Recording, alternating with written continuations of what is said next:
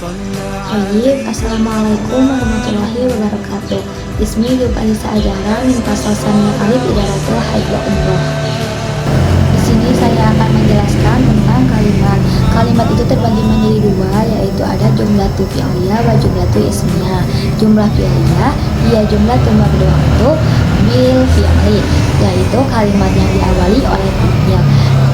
Pasti di mana-mana kalau ada kalimat dalam sebuah bahasa Arab itu pasti diawalinya itu oleh fi'il.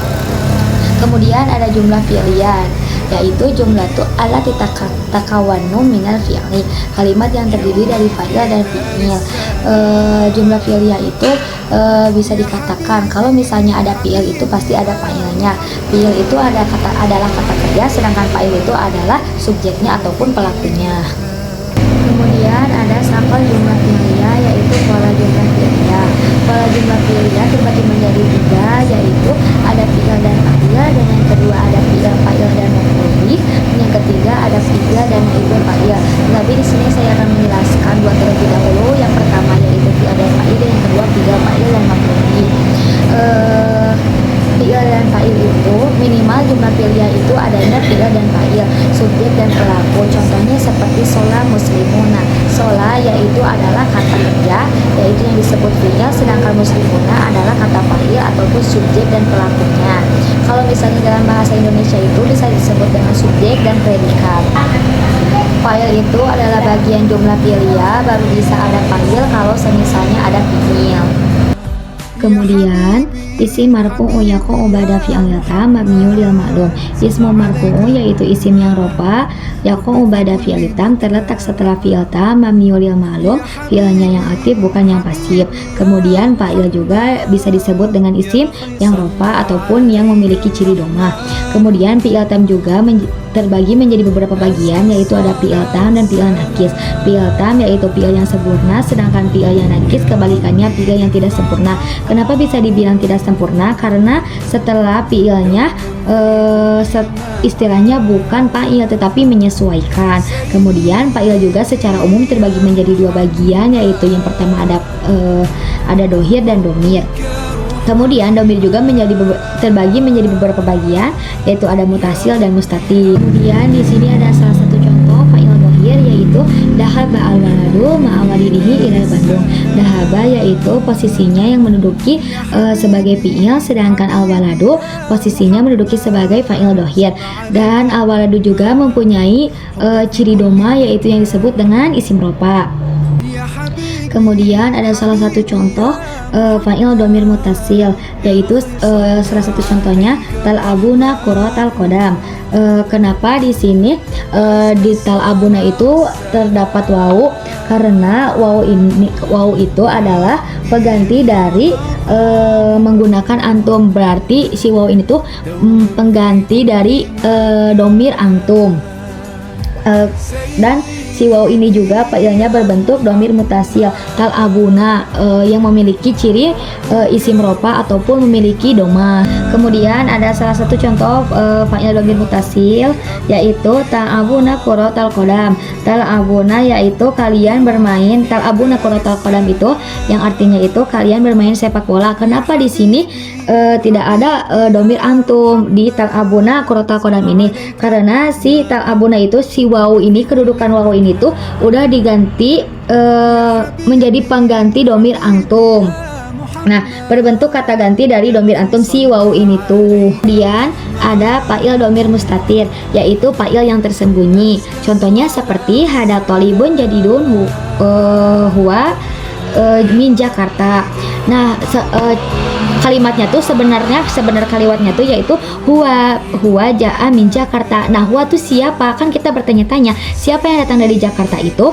Nah, kembali lagi kita ke kalimat awalnya si huwa ini. Huwa ini tuh, kalimat huwa ini tuh yaitu subjek ataupun pelaku. Nah, kembali lagi kepada kalimat yang awal, yaitu tolibun, yaitu kedudukannya sebagai fa'il. Nah, untuk kedepannya tuh biasanya si fa'il itu tidak boleh mendahului fi'il ini. Jadi si urutannya tuh si fa'ilnya tuh gak boleh di depan fi'il. Jadi harusnya tuh fi'il dulu baru fa'il. Nah, untuk ke depannya akan dibahas lebih lanjut. Kemudian ada alaqatul fi'il wa fa'iluhu, yaitu hubungan antara fi'il dan fa'il. Berapapun jumlah fa'ilnya ataupun hitungan fa'ilnya, fi'ilnya tuh tetap mufrad. Si fi'ilnya tuh tetap mufrad, yang menyesuaikan hanya muannas dan muzakkar. Contohnya seperti kata apa ya, kata dahabat tholibatun, ini kata awalnya tuh dahabat tholibatu. Nah, kemudian fi'ilnya tuh muzakkar dan fa'ilnya tuh mau mudzakkar. Nah, gini, si kan dahabat itu tuh kalimat fi'ilnya ya. Nah, kalimat fa'ilnya tuh kan tholibatu tadi awalnya. Nah, dari sini kan dijelaskan apa namanya tuh, berapapun jumlah fa'ilnya, hitungan fa'ilnya, fi'ilnya tuh tetap gak berubah. Jadi fi'ilnya tuh tetap dahabat. Jadi kita tuh hanya bisa mengganti fa'ilnya saja. Contohnya seperti mudzakkar, dahabat tholibatani. Kalau misalnya kita mau muannas, jadi dahabat, nah tetap dahabatnya itu tetap gak ngaruh, gak bisa diganti, hanya bisa fa'ilnya saja yang di akhirnya saja yang bisa diganti, yaitu dahabat tholibatani. Kan kalau tadi yang mudzakkar itu kan kalau misalnya yang tadi yang pertama yang mudzakkar itu dahabat tholibatani, kalau misalnya yang muannas itu jadi dahabat tholibatu gitu. Kemudian di sini ada fa'ilu yaqa'u ba'da fi'lihi, amma fa'ilu yaqa'u qabla fi'lihi fahuwa la yusama bil fa'ili wa fa'iluhu dhamiru mustafir. Al fa'ilu yaqa'u ba'da fi'lihi, fa'il itu terletak setelah fi'ilnya. Amma fa'ilu yaqa'u qabla fi'lihi, jika ada pelaku yang terletak sebelum fi'ilnya, fahuwa maka la yusama bil fa'ili, ia tidak disebut fa'il, wa fa'iluhu dhamiru mustafir, dan yang menjadi fa'ilnya dhamir mustatir.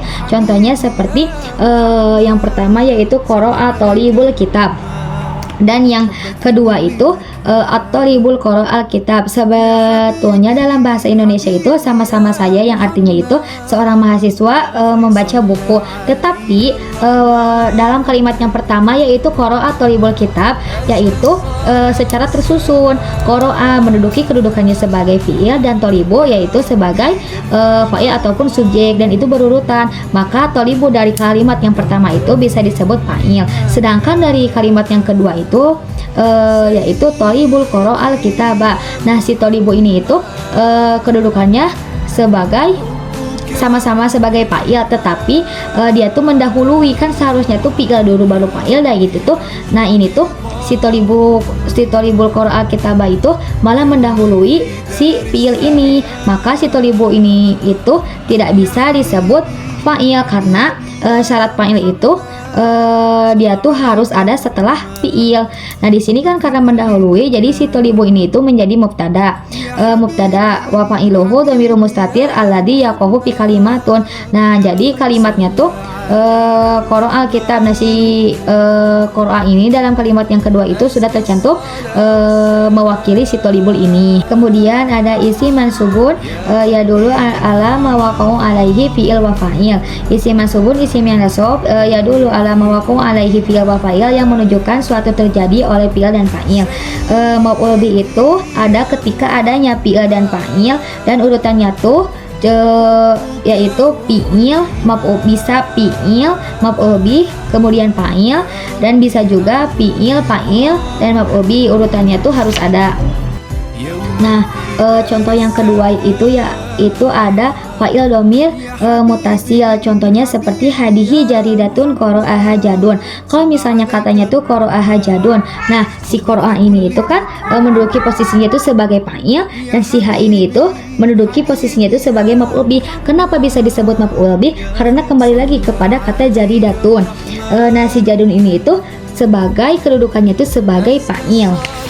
Kan dari tadi contohnya tuh dari sebelumnya ada kita tuh bisa nyantumin kalimatnya tuh bisa dari fi'il, maf'ul bih, dan fi'il, maf'ul bih, dan fa'il. Jadi bisa tersusun kayak gitu, dan bisa juga fi'il, fa'il, dan maf'ul bih. Nah, jadi si maf'ul bihnya tuh bisa ditaruh di tengah ataupun di akhir. Seperti itu. Mungkin saya akhiri saja video kali ini. Mungkin cukup sekian yang dapat saya sampaikan. Mohon maaf bila ada kesalahan dan bila ada kekeliruan dalam saya menyampaikan materi ini bisa dikoreksi. Mungkin cukup sekian. Wassalamualaikum warahmatullahi wabarakatuh.